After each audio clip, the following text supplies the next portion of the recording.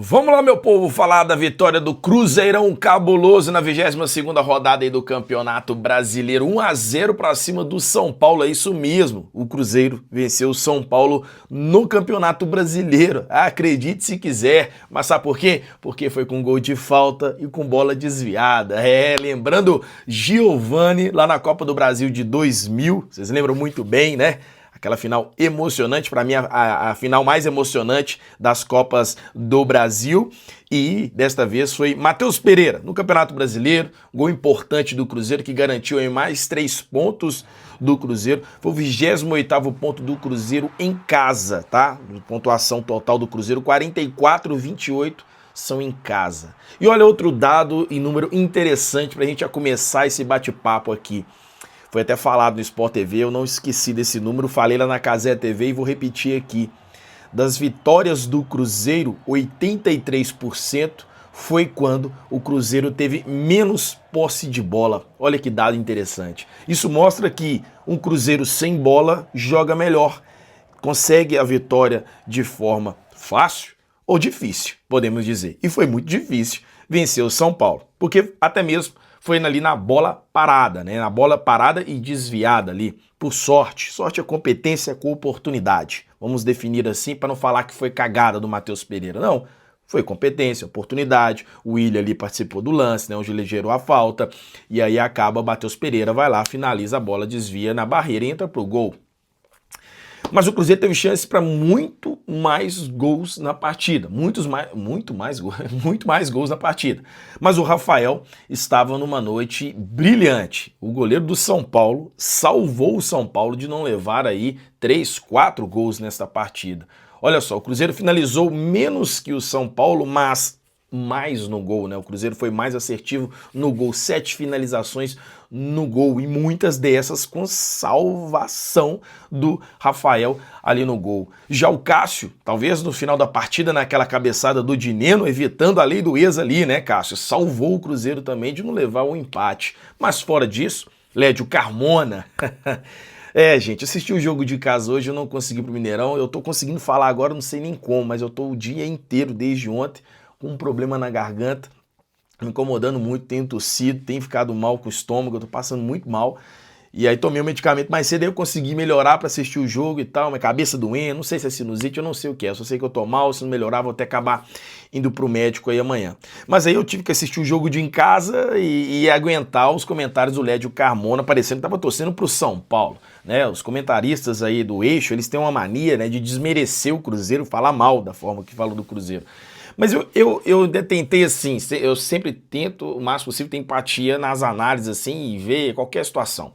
E aí o que o Lédio Carmona, eu acho que ele quis dizer foi que realmente, na verdade, o Cruzeiro não fez um bom jogo, vamos ser sinceros. O Cruzeiro estava mal. Os primeiros 10 minutos de ambos os jogos, dos tempos, o Cruzeiro nem viu a cor da bola, tanto no primeiro tempo quanto no segundo. O Cruzeiro não conseguia ver. O Cruzeiro começou a tentar dar umas saídas ali através dos erros do São Paulo, naquela característica do contra-ataque, mas o passe não encaixava. O Cruzeiro não conseguiu ligar o contra-ataque, o Matheus Pereira estava errando alguns passes, o Caio Jorge não estava nem vendo a cor da bola. Então é uma realidade que o Cruzeiro estava mal. O São Paulo tinha mais a posse de bola. Ferreirinha, Rodriguinho, esses caras começaram a dar trabalho para o time do Cruzeiro, onde o Lucas Silva e o Lucas Romero não estavam bem em relação à marcação, né, do combate nesse meio.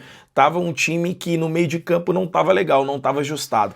Talvez vai pela ausência do Christian, que é esse jogador fundamental na parte tática do Cruzeiro, junto com o Wanderson, que acabou saindo lesionado. Tomara que não tenha acontecido nada de grave com o joelho dele naquele lance onde ele acabou chutando e, né, dá uma perna que está apoiada. Tomara que não aconteça nada, porque ele é um cara muito importante para o Cruzeiro, mesmo alguns torcedores não gostando dele, mas ele é um cara importante para o conjunto Leonardo Jardim, né? Tomara que não aconteça nada, e que bom que o Cruzeiro também foi ao mercado e trouxe opções aí, porque se acontecer algo grave com ele, temos opções hoje para colocar, como teve a estreia do Sinisterra. Mas assim, voltando ao fato aí do Cruzeiro ter ali a falta, né, a ausência, na verdade, do Christian, eu acho que acabou pesando mais nesse meio de campo do Cruzeiro, porque o Matheus Henrique não é a dele ser esse cara pela direita, ponta direita, sabe? Fazer esse box to box pelo lado direito, ir mais à frente, voltar, fechar o espaço. Eu não vejo o Matheus Henrique bem nessa ideia. O Matheus Henrique, ele é mais na ideia onde o Lucas Silva joga no Cruzeiro. Vocês lembram que o melhor momento do Matheus Henrique foi aquele momento onde estava com o Diniz, era o melhor do time, inclusive alguns falavam que ele era o 10 do Cruzeiro, né? Porque o Matheus Pereira estava mal e ele estava jogando bem, mas ele jogava na função do Lucas Silva, não naquela função ali do Christian. Então, assim, o time sentiu a ausência do Christian nessas transições e também nessa parte defensiva do Cruzeiro. Por isso, o São Paulo dominou mais, teve mais volume de jogo, mas por muitas vezes improdutivo. E aí vem naquilo que o Leonardo Jardim fala, gente. Posse de bola não é tudo. O São Paulo teve 61% de posse de bola, o Cruzeiro 39%, menos de 40% de posse de bola. Pessoal, eu tive que dar um pause aqui, cortou o vídeo aí, porque o armazenamento do iPhone aqui ficou lotado, acredite se quiser, cheio de vídeo aqui, e aí travou. Bom, mas o que eu tava falando era o seguinte, né? O Cruzeiro teve menos de 40% de aproveitamento, ou de posse de bola, né? Então, isso mostra que, mais uma vez, o Cruzeiro sem a bola é um time que consegue assustar mais o adversário. E que adversário indigesto é o São Paulo, mesmo com muitos desfalques. E aí também vem aquela questão, acho que do Lédio Carmona tá falando, sabe? Que o Cruzeiro tava cheio de desfalques e tava tendo o São Paulo mais... O Cruzeiro não, né? O São Paulo tava cheio de desfalques, o Cruzeiro tendo menos volume no jogo, o São Paulo jogando melhor, mas aí vai na bola parada. Então, assim, cara, eu até entendo o que ele quis dizer, só que eu acho que não era a hora de falar, mesmo porque o Cruzeiro já tava crescendo no jogo, começando a conquistar os seus espaços e também chegando ali, mostrando dificuldade, tanto é que depois do gol ainda colocou mais dificuldade sim para o time do São Paulo, onde o Cruzeiro, a gente analisando assim o resultado, acho que foi justo pelos perigos em relação à objetividade na partida, porque o São Paulo tentou chegar, mas não era tão assertivo assim quanto o Cruzeiro. Enfim, vitória que coloca o Cruzeiro mais firme ainda no G4, o Cruzeiro chegando então a 44 pontos depois de 22 rodadas aí disputadas, o Cruzeiro tem 44, passou o Palmeiras momentaneamente, a gente sabe que o Palmeiras tem jogos a menos, o Flamengo também, esse G4 todo aí tem jogos a menos, G4 não deve G6, né, tem times aí com jogos a menos, mas o Cruzeiro vai fazendo o seu papel, esses times com jogos a menos que vão ter que fazer o que o Cruzeiro conseguiu fazer, vencer os seus jogos. Então, bora pra cima. Próxima rodada no Campeonato Brasileiro vai ser complicado, é o jogo contra o Bahia lá na Arena Fonte Nova, em Salvador.